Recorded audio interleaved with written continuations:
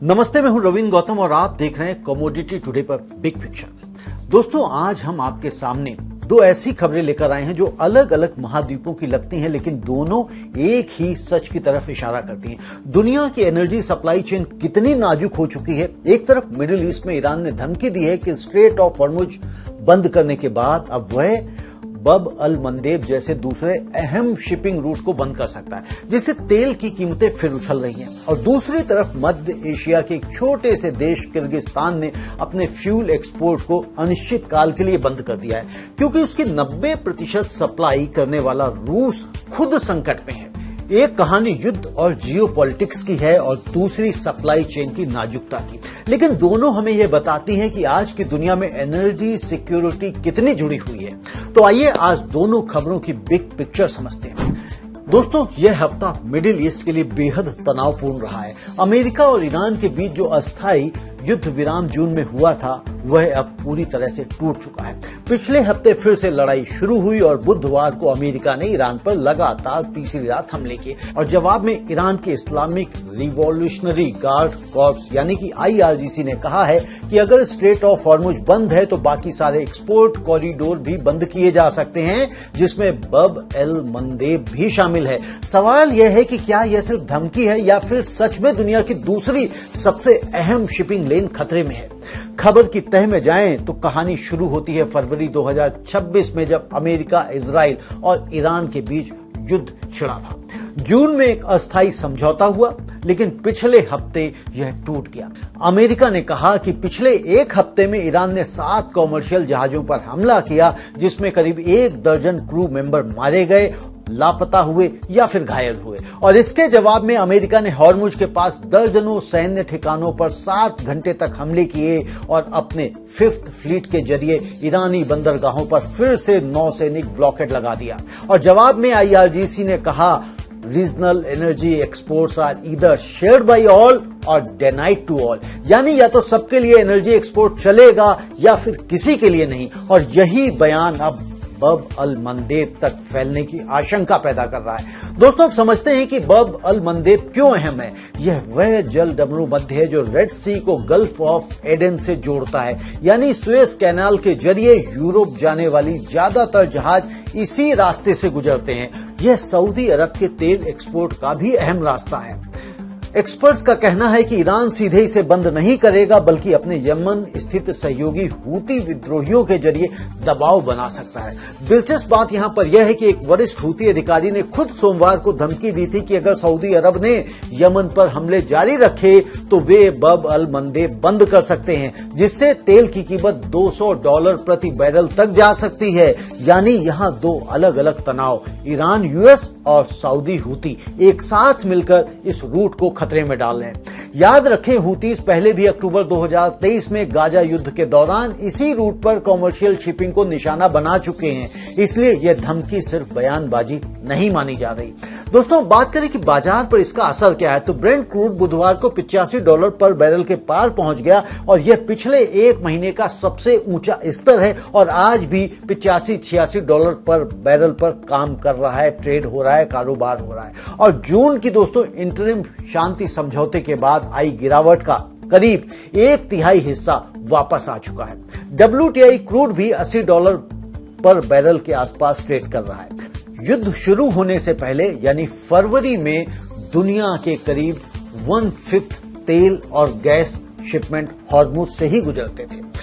अब वहां ट्रैफिक लगभग ठप हो चुका है। एनालिस्ट चेतावनी दे रहे हैं कि अगर बब अल मंदेब भी प्रभावित हुआ तो दुनिया के 2 सबसे अहम एनर्जी चोक पॉइंट्स एक साथ खतरे में आ जाएंगे, जो 2023-24 के रेड सी संकट से भी बड़ा झटका हो सकता है, क्योंकि उस वक्त सिर्फ एक रूट प्रभावित हुआ था। अगर अब दोस्तों हम इसका इंडिया पर यानी कि भारत पर असर देखें, अपने देश पर, तो यह सीधे भारत से कैसे जुड़ता है समझिए। भारत अपनी करीब 85% कच्चे तेल की जरूरत आयात से पूरी करता है, इसलिए ब्रेंट क्रूड में हर उछाल सीधे भारत के इंपोर्ट बिल को बढ़ाता है और इसका असर रुपए पर भी पड़ता है। तेल महंगा होने से डॉलर की मांग बढ़ती है और रुपए पर दबाव आता है।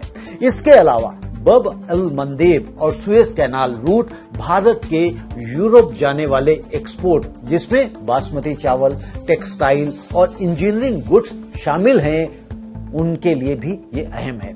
अगर यह रूट प्रभावित हुआ तो जहाजों को अफ्रीका के केप ऑफ गुड होप से घूमकर जाना पड़ेगा, जिससे शिपिंग टाइम और फ्रेट कॉस्ट दोनों बढ़ेंगे। ठीक वैसे ही जैसे 2023-24 के रेड सी संकट में हुआ था।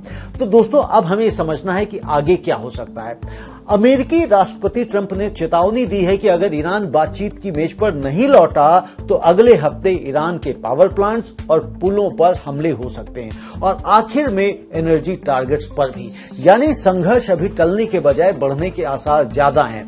तीनों बातों पर हमको नजर रखनी होगी। पहला, क्या हुथीस वाकई बब अल मंदेब पर हमला शुरू करते हैं, और दूसरा, क्या ईरान यूएस के बीच फिर से कोई अस्थायी समझौता बनता है, और तीसरा, क्या तेल कीमतों में यह उछाल टिकाऊ है या फिर अस्थायी।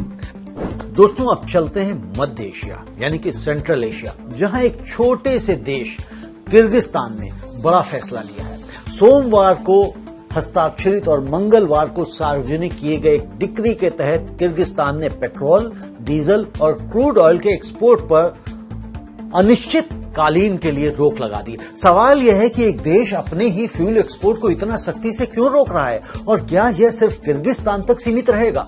किर्गिस्तान अपनी 90% से ज्यादा पेट्रोलियम जरूरत रूस से आयात करता है, लेकिन रूस खुद इस वक्त गंभीर फ्यूल संकट से जूझ रहा है। यूक्रेन के ड्रोन हमलों ने रूस की कई रिफाइनरीज को निशाना बनाया है, जिससे वहां पेट्रोल और डीजल की भारी कमी हो गई है।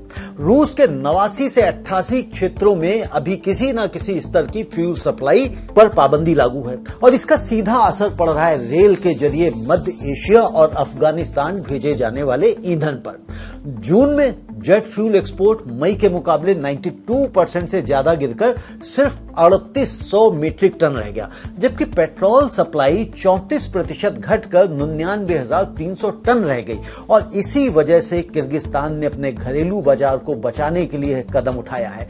डिक्री में साफ कहा गया है कि यह बैन तब तक रहेगा जब तक घरेलू बाजार पूरी तरह से संतुष्ट ना हो जाए। दिलचस्प बात यहां पर यह है कि यह अचानक लिया गया फैसला नहीं है।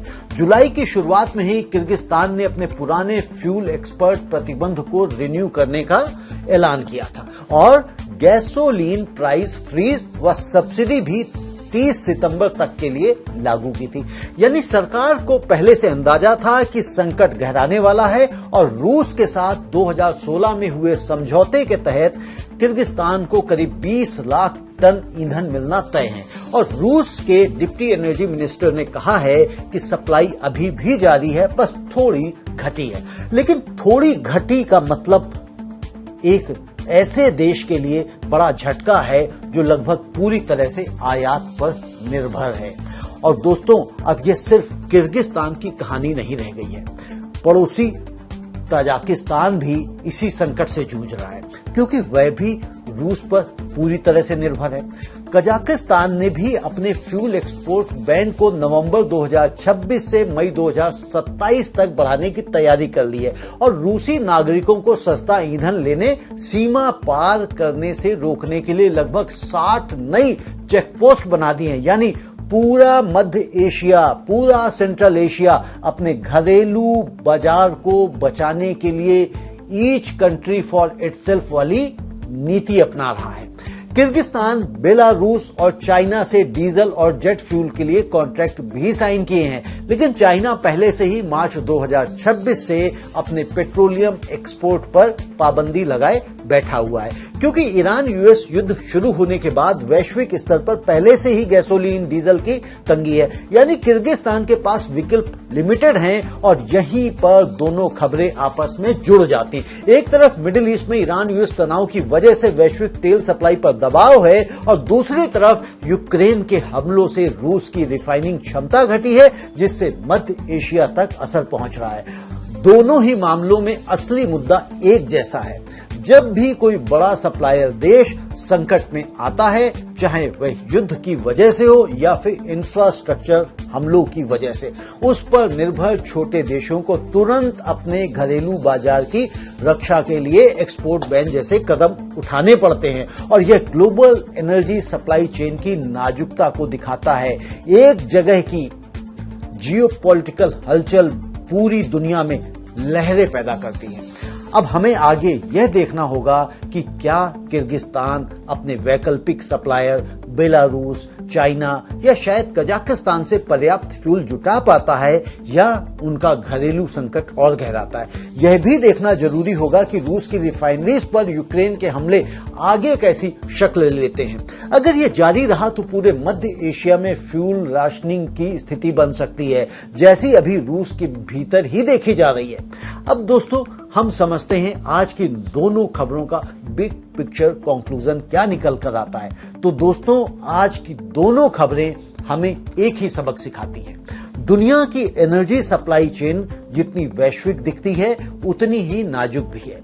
मिडिल ईस्ट में ईरान की धमकी हमें बताती है कि कैसे दो अलग अलग तनाव, एक अमेरिका के साथ और दूसरी सऊदी अरब और यमन के बीच मिलकर दुनिया के सबसे अहम शिपिंग रूट्स को एक साथ खतरे में डाल सकते हैं। वहीं किर्गिस्तान की कहानी हमें दिखाती है कि जब कोई बड़ा सप्लायर देश खुद संकट में हो तो उस पर निर्भर छोटे देशों के पास घरेलू बाजार बचाने के अलावा कोई भी चारा नहीं बचता, भले ही इससे ईच नेशन फॉर इटसेल्फ वाली प्रवृत्ति क्यों न बढ़े। भारत के लिए दोनों खबरें एक चेतावनी हैं कि कच्चे तेल के आयात पर निर्भरता, रुपये पर दबाव और शिपिंग रूट्स में बदलाव, ये सब मिलकर हमें एनर्जी सिक्योरिटी और सप्लाई डाइवर्सिफिकेशन पर फिर से सोचने पर मजबूर करते हैं। और असली सवाल यह है कि क्या दुनिया इन झटकों से सबक लेकर अपनी एनर्जी सप्लाई चेन को ज्यादा मजबूत बनाएगी या हर संकट के बाद हम वापस उसी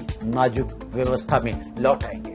यही है दोस्तों आज की बिग पिक्चर। दोस्तों, यदि अभी तक आपने हमारे कमोडिटी टुडे चैनल को सब्सक्राइब नहीं किया तो चैनल को सब्सक्राइब करें, वीडियो को लाइक भी करें और कमेंट करके हमें अवश्य बताएं, लिखें कि ये वीडियो आपको कैसा लगा। आपका बहुत बहुत धन्यवाद। नमस्ते।